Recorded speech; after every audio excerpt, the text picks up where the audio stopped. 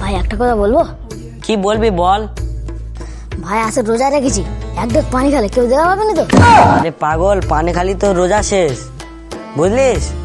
এক ঢোক রোজা শেষ? হ্যাঁ রে ভাই, রোজা যাবে, পিপাসা থাকবে। ভাই তাহলে ব্রাশ করা যাবে? দাঁত মাজবি, কিন্তু গিলে ফেললে? তাহলে রোজা গেল? একদম, দাঁতও ঝকঝকে, রোজাও উধাও।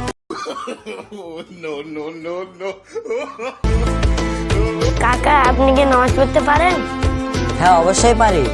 তাহলে একবার সেটা গিয়ে বলো আল্লাহ যেন আমার নতুন সাইকেল দিয়ে দেয়।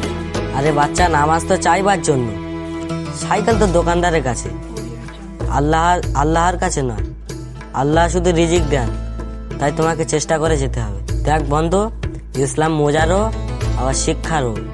তাই তো এখন মজা করার সাথে সাথে শিক্ষাটাও মনে করাবো। তাই হাসি মজার মধ্যেও ইসলামের শিক্ষাকে ভুলে যেও না।